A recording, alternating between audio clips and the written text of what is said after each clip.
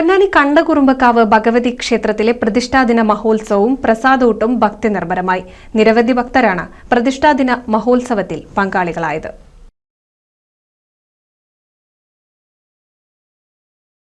പൊന്നാനി കണ്ടകുറുമ്പക്കാവ് ഭഗവതി ക്ഷേത്രത്തിൽ വർഷം തോറും നടത്തിവരാറുള്ള പ്രതിഷ്ഠാദിന മഹോത്സവവും പ്രസാദൂട്ടും ഈ വർഷവും വിപുലമായാണ് കൊണ്ടാടിയത്. നിത്യദാന ചടങ്ങുകൾക്ക് ശേഷം പ്രതിഷ്ഠാദിന ചടങ്ങുകൾ നടന്നു. മുഖ്യതന്ത്രി ബ്രഹ്മശ്രീ കൽപ്പുഴ മനയ്ക്കൽ ശങ്കരൻ നമ്പൂതിരിപ്പാടിന്റെ മുഖ്യ കാർമ്മികത്വത്തിൽ വിശേഷാൽ പൂജകളും നടന്നു.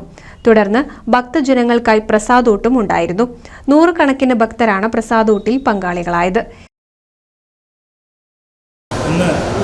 2024 ജൂൺ മാസം 24-ാം തീയതി തിങ്കളാഴ്ച നമ്മുടെ ഭഗവതിയുടെ പിറന്നാൾ പ്രതിഷ്ഠാദിനം ഇന്ന് അത്യാഘോഷപൂർവ്വം എല്ലാ ഭക്തജനങ്ങളെയും ജാതി മതഭേദമന്യേ എല്ലാ ഭക്തജനങ്ങളും പങ്കെടുക്കുകയുണ്ടായി.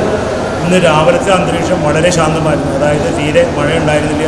കാലത്ത് 6:30 മണിക്ക് തുടങ്ങിയ രാവിലത്തെ ചായപലഹാരം ഉപ്പുമാവുണ്ടായിരുന്നു. അത് 9:30 മണി വരെ ഏറ്റവും ചുരുങ്ങിയത് 3000-ഓളം 2500-3000-ഓളം ആളുകൾ വന്ന് ഭക്ഷണം ചായപലഹാരം കഴിച്ചു.